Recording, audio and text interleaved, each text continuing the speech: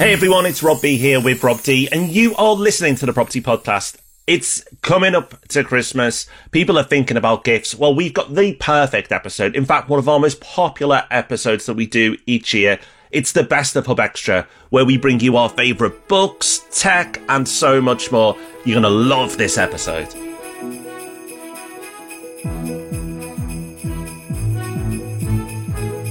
Yes, welcome to the Property Podcast. Thank you for joining us. In case you don't know, we run a company that buys more than £100 million worth of property every year. You can find out about that at propertyhub.net/invest. But there is a little bit more to our lives than just property. Property and business do, of course, dominate. But we take time away, like anyone else, to read books, play with tech, and even watch a bit of TV sometimes. And we share the best of what we find with you every week in our Hub Extra section. But this is the annual show. We've been doing this for years and years and years now, where we bring together all our favourites in one place. So if we are coming up to a time of year when you've got a bit more downtime, and I appreciate that's not the case for everyone, but if you are, then we've got some great recommendations to see you through. Our news story this week is around rents, starting with a study from the NRLA, which has found that 19% of landlords that they surveyed have sold properties over the last year, and only 8% have bought. This, of course, reduces supply, which you would expect to push rents up. And that is exactly what has happened, according to data from the Office for National Statistics, which has found that rents have increased by 8.7% over the last year. And that is notable because they don't just look at newly advertised rents, but also includes within tenancy rent increases, which tend to be lower. So that is a big number. Will rents continue to go up at that pace? Well, not according to Savills, who have done a report into rents over the next 5 years, and they see them growing at a more stable 3 to 4% per year, with London prices being lower. So we'll link to all those in the show notes. And of course, we will have much more to say about what we think will happen to house prices and rents in our predictions episode coming up soon. Just before we get into our main topic this week, a quick reminder that my new book, 7 Myths About Money, is coming out on the 9th of January. And if you find that the typical personal finance advice that you tend to see everywhere just isn't doing it for you, and you want to go a bit deeper and have an alternative path sketched out for you, then I think you'll love this book. I am so proud of it. If you pre-order the book, you will not only get a chapter instantly, so you can start reading it straight away, you'll also be invited to a live online masterclass that I'll be holding, and you'll get access to a bonus podcast feed where I share some of my opinions that are maybe a little too strong to appear in print for everyone to see. But there's more. Not only that, you will be entered into a competition as well when you pre-order, where 50 people will win a limited edition piece of signed artwork that you can stick into your copy, and 5 people will win a one-on-one strategy call with me. So to find out more about the book and to place your order, whether that's for the hardback or the audiobook, just go to robdix.com/myths. And you'll find the link to that in the show notes as well. Oh, today is a great day. I've got to say, this is one of, if not my favourite pod of the year to record. We're doing the Best of Hub Extra, our favourite things that we've read, listened to, watched, and played around with this year. This is always so much fun because you pick up loads from each other. And we know from the feedback we've had in previous years that you love it too. So we've actually brought it slightly forward in the year. So if you do want to use this for Christmas gift ideas, which believe it or not, some people do, we hear from them, you've got a bit more time to do that. Let's start with books, Rob. For me, this year, I've read a lot more books than normal, and I've enjoyed that. But what's been noticeable for me, I've read a lot of okay or average books, and I feel I've been lucky in previous years that the books I picked up have tended to be just home runs and really, really good. I do have a selection here. Some have been mentioned on the podcast before, some haven't, of books that I think are top notch, and everyone listening should go and check them out. But it's taken a lot of reading to compile what is a relatively small list. I'm impressed that you've even read so much at all. I've literally written as many books as I've read this year. It's terrible. Well, that's why, Rob, because you've been too busy writing. I suppose that does take some time, but it's one of those habits that I've failed to maintain. But there's also not been anything come along. I don't know if it's just where I'm looking. There's nothing come along that's really made me want to pick up a book and got me excited about something. So I'm hoping to pick up something from your recommendations that will excite me and get me back into it. Well, I'm going to start with a controversial one, or at least a controversial character. And the book I'm going to recommend first is Elon Musk by Walter Isaacson. And this book is a book I did not want to pick up because it had Elon fatigue. And I picked this book up before the recent election run in the US, so we've seen even more of Elon. But I'm not on Twitter, thank God. But I know he's, as the owner, everywhere, all over Twitter, or as X as he's renamed it to.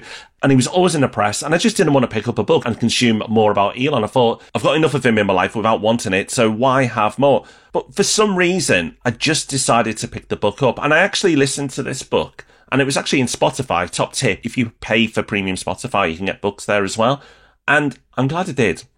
Because without question, Elon Musk is not a nice person, at least not a nice person to many people. And he has been cruel and mean to many. He's been rude and aggressive to many. And that is all, for me, true.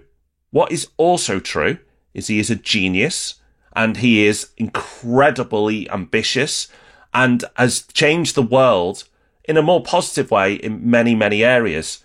Now, it doesn't mean one excuses the other.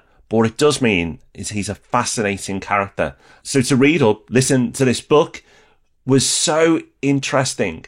And it made me realise who I wanted to be as an entrepreneur. And just as importantly, who I didn't want to be. I definitely took things from this book that motivated me to go, you know what, I want to push more. Am I thinking big enough? And you can do that. You don't have to be friends with Elon to listen to the book. And maybe that's something I was missing early on. And I know a lot of people will be hesitant to pick this book up because they may not like him. But I strongly recommend it because the author is the same author of the book by Steve Jobs, which was absolutely excellent. And he's done the autobiographies of some of the biggest names on the planet. He's exceptional at what he does. So I just give it a strong recommendation.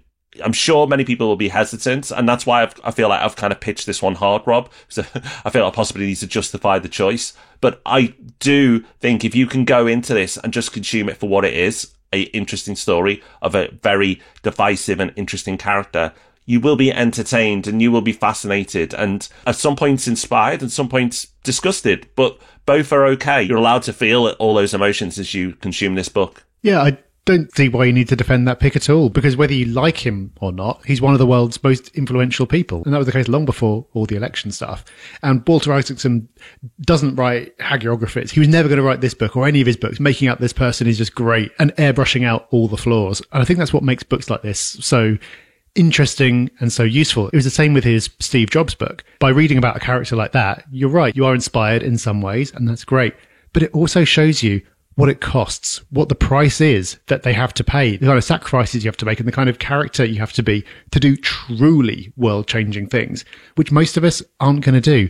And that's okay, because most of us are not willing to pay that price. So I think reading about someone like that, it can be interesting, it can be entertaining, it can make you admire and respect some of the things they've done, but also make you feel better about yourself for the fact that you haven't done those things. Because would you want Elon's life? I haven't read the book, but I very much doubt I would. No, absolutely. I would not. His most searing experiences came at school. For a long time, he was the youngest and smallest student in his class. He had trouble picking up social cues. Empathy did not come naturally, and he had neither the desire nor the instinct to be ingratiating. As a result, he was regularly picked on by bullies who would come up and punch him in the face. If you have never been punched in the nose, you have no idea how it affects you the rest of your life, he says. Nor would I want the life of the next character in the book I'm going to recommend. I won't talk about this as much because I've recommended it on the podcast recently, but the book is called Beneath a Scarlet Sky by Mark Sullivan, and this is my favourite novel of the year. It is a novel, but it's based on a true story. And it's just so well written. I absolutely love this book. It's just a beautiful book. That's how I'd describe it, a beautiful book. And the story of the man that's profiled in this book is just a fabulous story. And you feel so many emotions when you read this book. So Beneath a Scarlet Sky is absolutely my novel of the year. My first reaction was that the story of Pino Lella's life in the last 23 months of the war could not possibly be true. We would have heard it before. But then I learned that Pino was still alive some 6 decades later, and back in Italy after nearly 30 years in Beverly Hills and Mammoth Lakes, California. I called him, Mr. Lella was very reluctant to talk to me at first. He said he was no hero, more a coward. The next book on the list, Rob, is yours, and I also listened to this book and absolutely enjoyed it, so I'm glad you recommended it on the podcast earlier this year. Yes, this is the book I read this year.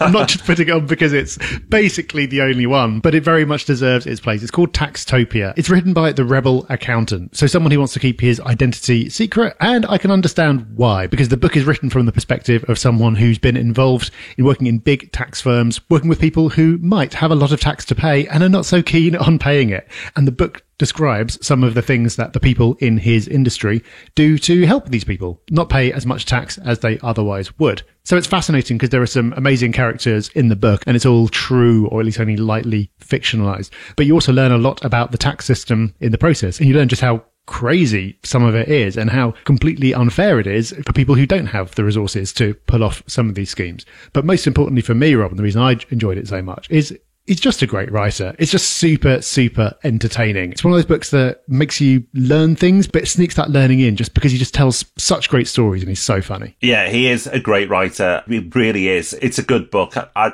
strongly recommend that one as well. You're not meant to know about tax. It's kept complex for a reason. If you knew what was really going on, you'd be the one who would want to rebel.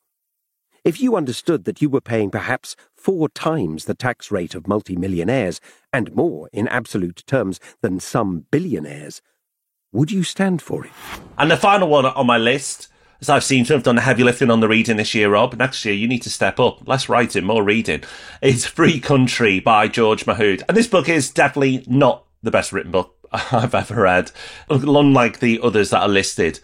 But it's just such a fun, wonderful book. And it made me feel positive about this country when, I must admit, over the last few years, I have felt a little negative. So this book really uplifted me and reminded me that while some of the people running this country may frustrate me, that the people within this country are largely wonderful and often quite a bit eccentric. And this is just an uplifting, enjoyable, easy read. I'd highly recommend this one if you just want to smile a bit.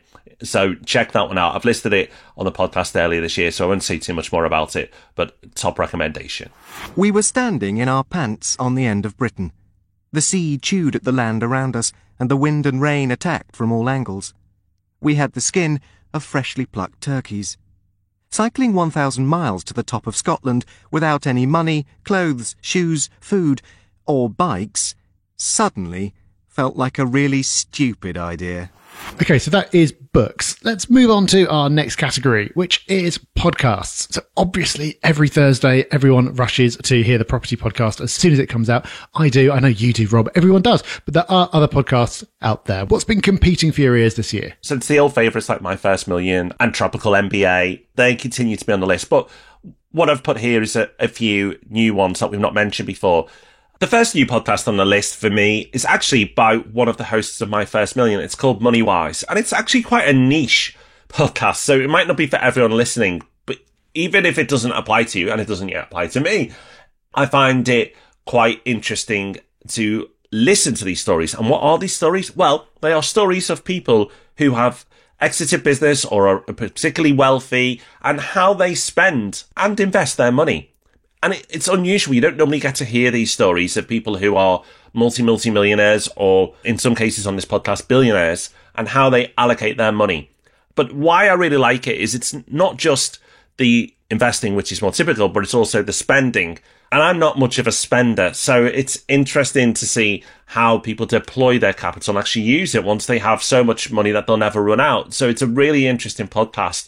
If it doesn't apply to you, don't worry. It won't apply to most people who listen to it. But I think it's, at the very least, super interesting. Or you could say, if you're nosy like me, you get to hear how people spend their money in interesting ways. So if that type of thing appeals to you, check out MoneyWise. Yeah, I've listened to this a little bit. Some of the episodes presented by my friend Harry. Great guy.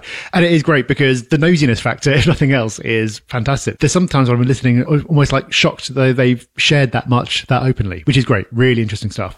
We want to provide real advice by talking to real people who have made a lot of money and who are radically transparent about their numbers, meaning their monthly expenses, their portfolios, and more importantly, all the personal issues and problems that come with being successful and how they're solving them. My first pick, pretty sure I've spoken about on the pod before, but it's called The Rest is Entertainment. This is presented by Richard Osman and Marina Hyde, and it is about, as the name suggests, entertainment, TV, movies, books, things like that. But what makes it so good is that they've both been around in the industry for a very long time. They've done a heck of a lot. They know a heck of a lot of people. So they provide real insights on random topics to do with entertainment. So I remember one thing they talked about was the order in which people's names appear in the credits in movies and all the politics that goes into that, and how there are teams of agents and lawyers debating the font size of each movie star's name on the posters and stuff like that. It's all this detailed stuff that they talk about, and they've got a really great dynamic between the two of them, make it a really fun listen. So as a break from all the business and money stuff, I've been really enjoying The Rest is Entertainment this year. We're going to be talking about all sorts of things on The Rest is Entertainment: movies, TV, books, I've heard of them. Showbiz. Scandal. I'm annoyed I'm presenting it, so I'd like to listen to it.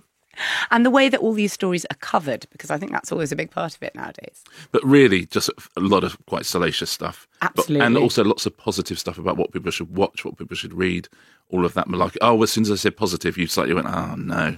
Another new podcast for me this year is the Morgan Housel podcast, and I cannot believe it's taken me all the way to 2024 to find this podcast, although it's not been going that long, so maybe that is part of the reason. But it's a great podcast, and I think it really complements what we do here, because it's a way of thinking about money and wealth, and I like the way Morgan thinks. I think actually Rob and I have a lot aligned with Morgan and his thoughts on money and wealth accumulation. I think it's a really interesting podcast. I think he's a great thinker. I think it's just a really good podcast for those interested in money and investing, and I imagine it's a lot of you. I want to talk about the art of spending money. Let me start this with a little story I heard recently. It's about Jack Welch, who is the former CEO of General Electric. He was a big, iconic CEO back in the 80s and 90s. And back in the 1990s, when he was kind of at his heyday, he had a heart attack and he almost died. But many years later, he was asked what was going through his mind when he was in the ambulance on the way to the hospital in what easily could have been his last moments alive on Earth. And his comment was, what was going through his mind was, God damn it, I didn't spend enough money. And to wrap this section up, this is another one that I've definitely spoken about in past years, but deserves a shout out because I still listen to it now, which is Conversations with Tyler. This is Tyler Cowen. He's an economist, and I think we can say a polymath. We don't have many polymaths these days, but he's one of them. He's one of the most extraordinarily well-read people in the world. He seems to know about absolutely everything. And he also did another podcast this year with Rick Rubin, the legendary producer, where he DJ'd for 3 hours straight. And it turns out that he also knows like every last detail of Indian classical music and all these random genres. Like, how do you know all this stuff? It's unbelievable. So what makes the podcast so good is, for a start, he has really interesting guests from not just economists, but anyone who takes his fancy. And because he knows so much, he can pull together insights from different areas, and he goes super deep on reading everything that this person's ever done. He's able to ask super interesting and detailed questions that kind of knocks them off track. You know, some interviews, someone's just like in their comfort zone. They're reading off the same anecdotes that they've done again and again. They're just kind of being a performing seal. When Tyler's interviewing, you cannot do that. So you get insights out of people that just wouldn't happen anywhere else. And I really respect that. So I feel like there are too many interview shows in the world. Most of them are crap, but Conversations with Tyler is the one that I would always listen to. Earlier in the Obama administration, he was the Director of Strategic Planning for the National Security Council and also the Senior Civilian Advisor to the Chairman of the Joint Chiefs of Staff. I have many questions about your topic. How permanent is the ascendancy of drone warfare? So it's the thing now. Is this the next 100 years, the next 5 years? What? Let's move on to TV now. And we both consumed, like most people, some TV this year.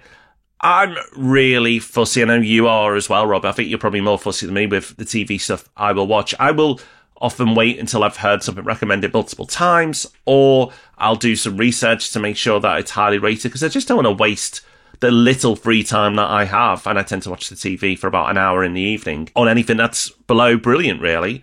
And because of that, the list I have here, I think everything is brilliant. And the first one on my list is Shogun. Now, Shogun is based on the novel by James Clavell. You'll find it on Disney. It's brilliant. It's beautiful to watch. It's just a great, great show. James Clavell is a great author anyway. I've not actually read Shogun, but I have read some of his other books. And I just loved it from start to finish. It might not be for everyone, I appreciate that, but I really enjoyed the show. Death is in our air, and sea and earth. Just remember, we live and we die. We control nothing beyond that. Well, I'll share one that kind of is for everyone. I know you've enjoyed this as well, Rob. It's Race Across the World. And this is for everyone because it's just really easy. It's really feel good. If you don't know, it's 4 couples from all different backgrounds who have to get from the starting point to somewhere on the other side of a continent, thousands of miles away. They've got a certain budget to do it. And the way it's filmed is great because they've obviously got a camera person with them because it's the only way you can see what they're doing, but they do not interfere. You really feel like you're getting the real experience. This is not just a reality show where everything's made up and they create drama for the sake of it. It feels real. It's super feel good. You get an insight into these people's relationships. It's just great. A really easy and fun watch. It is. I absolutely love it. A very strong endorsement from me as well. One of my favourite shows. Race Across the World is back. Let's go! Oh my God, it's real now. 5 intrepid duos race from Japan to Indonesia. Go on, overtake him. Come on! With no phones, bank cards or directions. It's all in Japanese, mate. Can't ask mum for a tenner. It's hard, really hard. We have a team. Sugar. Another show I love this year. It's a little bit silly. It's a lot of fun. It's called The Gentleman. You can find that one on Netflix. It's just great. It's smooth. It's funny. It's a bit silly. It's not for everyone. Again, those easily offended probably stay away from this one. But I loved it. I thought it was a great show. Again, more on the eccentric Brits theme, but just great from start to finish. Really enjoyed that. I was disappointed when it finished. So if you're looking for a new show to start, that could be one for you. Also comes a bit of a shock. Inheriting a house, title. As the new landlord, you will receive a significant amount of money. In return, letting us carry out our activities. My next pick is a mini-series. This is a 3-part documentary which is on HBO Max called Telemarketers. And this was amazing. I love this. So this is about a guy who was working in one of those scammy high-pressure call centers in the early 2000s. And he just started filming some of the mad stuff that happened in the office on a camcorder because he didn't have smartphones back then. But then over time, he realized like just how dodgy this operation was, how law enforcement were caught up in it, and just like how big the whole thing was. So over the next like 15 plus years, he kept on digging, kept on adding bits to it, and then ended up uncovering this giant, basically scam that's worth billions of dollars across the US. And it's just this guy who used to work there filming the whole thing. And for like the first half hour or so, I wasn't sure if it was a documentary or a mockumentary because the characters in it are just insane. It's hard to believe that these are actually real people. It was at the same time like really entertaining, but also encapsulates everything that is wrong with capitalism and regulatory capture and everything in the world. It's an entertaining watch, but it's one where you feel like you're almost doing your civic duty by watching it as well. Very strong recommendation. Get money. We need to show the world what this place really does. The media and the government haven't been able to stop them, so now it's up to us. Never even heard of that one, Rob, and based on the Rotten Tomato views, it's one I should be watching, so thank you. I'll check that one out. Finally, I've got a collection of shows that have been out for a while. One I've watched consistently, and that's Welcome to Wrexham. If you haven't watched it yet, start from the beginning. You don't have to be into football. It is about football, but there's not a lot of football in the show. It's about 2 Hollywood celebrities buying Wrexham Football Club. You've probably heard about it in the news, even if you're not a football person. But it's Ryan Reynolds and Rob McElhenney. Great show. You can find it on Disney. Check that one out. And 2 I picked up this year. And yes, I did say I'll wait until I hear lots and lots of people recommend it before I will go and check it out. So very late to the party, but 2 quick mentions because they are amazing. If you're like me, if you haven't watched them yet, go and do it. Ted Lasso, wonderful. Just wonderful fun, uplifting, thought-provoking at times. Just a beautiful series. That's on Apple. Go and check that one out. I was late. I shouldn't have been late. I should have picked it up from the start. Rob, you'd recommended it a few years ago. Top watch. And Clarkson's Farm. Similar to my hesitation for picking up the Elon book, Jeremy Clarkson is not the type of person I'd probably go for a pint with, but maybe after now watching this, I probably would. He's won me over with this show. Again, another uplifting show. There's a bit of a theme here. Shogun's not an uplifting show, so that's quite gory. But most of these are like heartwarming, just good for the soul TV. So Clarkson's Farm definitely falls into that category. You don't have to be a Jeremy Clarkson fan to enjoy it. In fact, I believe that even if you don't like the man, you'll find yourself liking him after a little bit of time. That's how good it is. Great series. I should watch it, 'cause I really can't stand Jeremy Clarkson, but I feel like I'm probably being unfair to him, and I've had so many people now, completely different types of people have said they enjoyed this. I'm going to have to give it a go. Let's move on to our next category. So this is our tech category, but Rob, for me, this is just the AI category. It really is. 2024 is the year that AI has gone from being like a fun toy to being like part of my life, like fully embedded in how I work, how I plan things in my personal life, everything. So I've got a bunch of stuff here, and I know it's the same for you as well. Let's rattle through some of these. So most of them are related to ChatGPT. I've really enjoyed the advanced voice mode, which I've been using through my phone. So if you've used Siri before, or you've used Alexa and you've found it to be okay, then you're going to be blown away with this. It's just so much more advanced. It's so quick as well.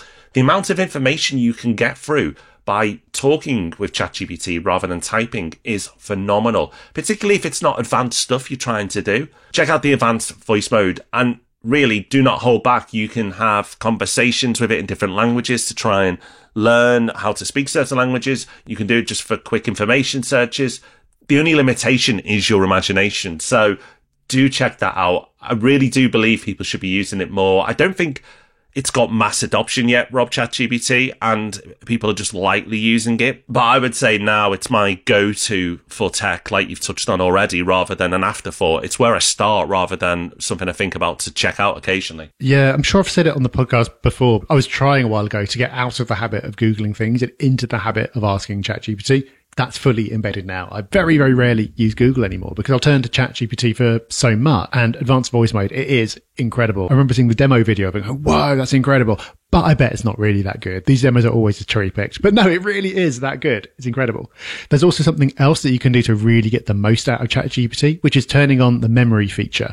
I believe this is available on the free version as well. I think you should be paying for it because $20 a month or whatever it is for something that can enhance your productivity that much, it shouldn't be a difficult decision to make. But if you turn on the memory, it then starts to build up a little database of information about you, which sounds a bit scary, and maybe it is. Try not to think about that too much, but it's very useful because it starts to get a sense of what you're like, what you're trying to do, what you're interested in, what you're working on, and it will then, unprompted, pull that into conversations. So if you're asking it a question, you're doing some research, it will proactively tie that back in and tell you how this is related to what you've been thinking about recently, which is super, super useful. It's like an assistant that just gets to know you better and better over time. It also opens up some really fun and scary prompts because you can ask it, what do you know about me that I might not know about myself based on our past interactions?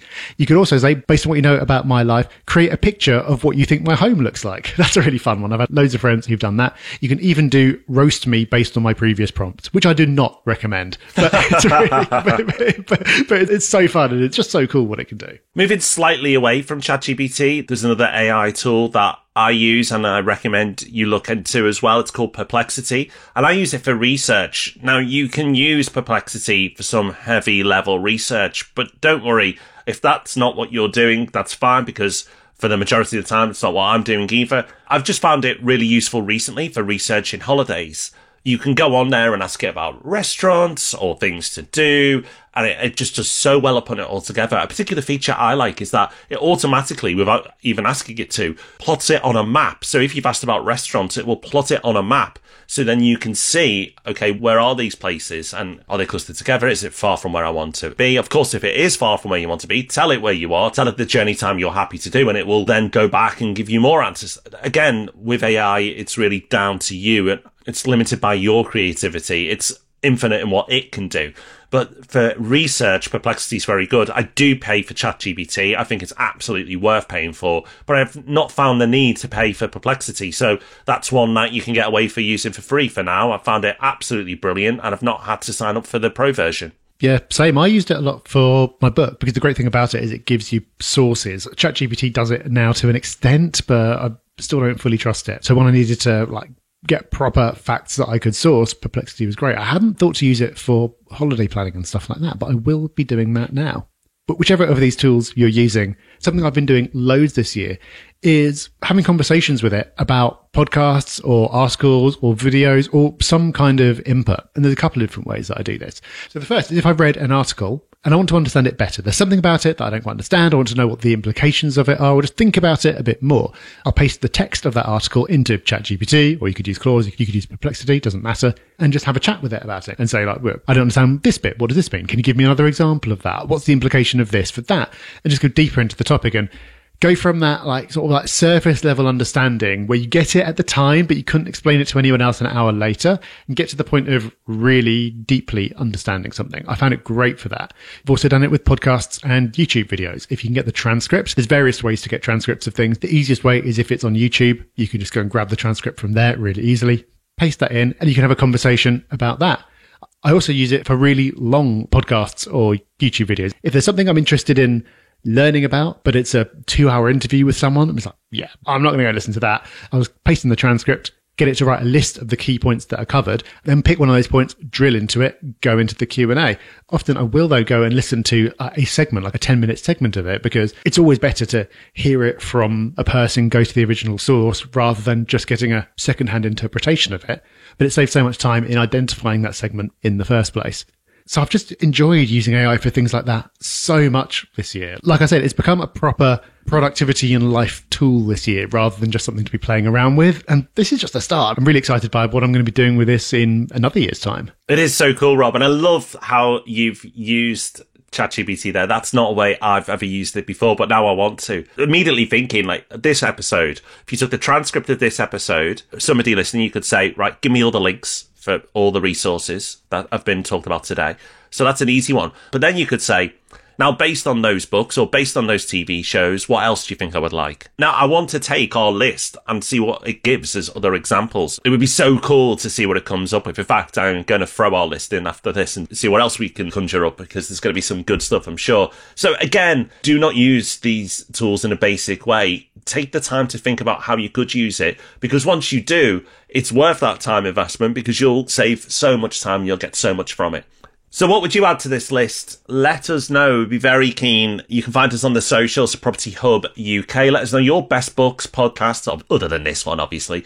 Any TV shows you like, and of course, tech. We love tech. Do let us know what apps or what ways you are using AI. I'm really interested to hear how others are using AI, so please do share that on our socials. And remember, that's at Property Hub UK. So that's one of our favourite episodes wrapped up for the year. Thank you for joining us. We'll be back on Tuesday with Ask Rob and Rob. But before then, you'll find us in the Sunday Times, where we'll be answering more of your questions. And of course, you've probably figured it out by now, but we do turn up each and every Thursday. So we'll be back same time, same place next week, delivering you another property podcast. Until all that wonderful stuff occurs, take care, have fun. Bye-bye. Bye-bye.